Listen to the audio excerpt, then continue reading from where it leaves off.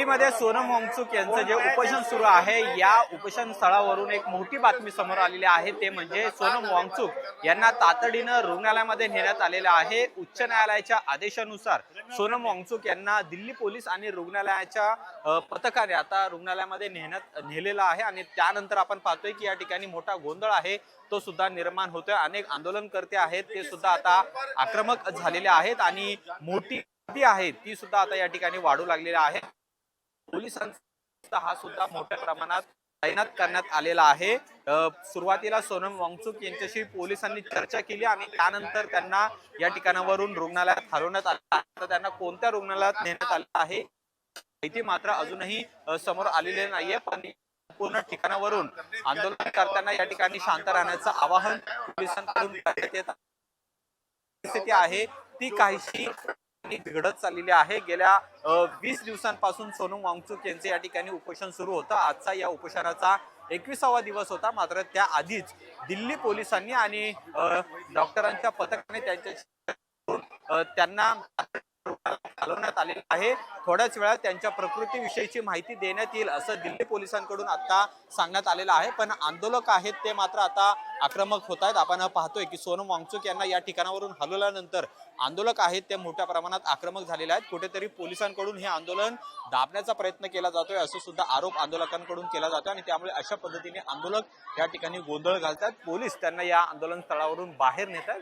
काही गोंधळाची परिस्थिती आहे ती या जंतर मंतरच्या मैदानावर निर्माण झालेली आहे। दुसरीकडे आपण पाहतोय की पोलीस आहे तो तगड्या प्रमाणात पोलिसांचा बंदोबस्त तैनात करण्यात आलेला आहे। दररोज असतो त्यापेक्षा दुप्पट पोलिसांचा बंदोबस्त हा या जंतर मंतरच्या मैदानावर तैनात करण्यात आलेला आहे। तसेच या जंतर मंतरच्या ठिकाणी येणारे जे रस्ते आहेत ते सुद्धा पोलिसांनी आता बंद केलेले आहेत। तिथेही कुणाला प्रवेश दिला जात नाहीये। माध्यमांना सुद्धा या आंदोलनाच्या ठिकाणी सोडलं जात नाहीये आणि त्यामुळे आपण पाहिलंय की पोलीस आहेत ते मोठ्या प्रमाणात आपल्याला या ठिकाणी दिसून येत आहेत। पोलिसांचा मोठा बंदोबस्त आहे तो या ठिकाणी तैनात करण्यात आलेला आहे। म्हणजे एकंदरीतच हे आंदोलन कुठेतरी दाबण्याचा प्रयत्न आहे तो प्रशासनाकडून केला जातोय का असा सुद्धा प्रश्न आहे तो या ठिकाणी विचारला जाऊ लागलेला आहे। 21वा दिवस आज सोनम वांगचुक यांच्या आंदोलनाचा होता पण आता मात्र त्यांना या ठिकाणावरून नेण्यात आलेला आहे आणि रुग्णालयामध्ये सोनम समोर आलेली आहे। त्यामुळे इथं काही आहे तो सुद्धा सध्या सुरू झालेला आहे। अनेक आंदोलक आहेत ते सुद्धा आहेत। आजच्या सोनम वांगचुक यांच्या उपोषणाचा महत्वाचा दिवस आहे तो असणार आहे कारण की आज त्यांना रुग्णालयात हलवण्यात आलेलं आहे। स्वतः दिल्ली पोलीस म्हणजे वरिष्ठ अधिकारी आहेत ते त्या ठिकाणी आलेले आहेत आणि संपूर्ण परिस्थिती हाताळण्याचा प्रयत्न त्यांच्याकडून केला जातोय। पण तरी सुद्धा आपण पाहतोय की आंदोलक आहेत ते मात्र आक्रमक झालेले आहेत आणि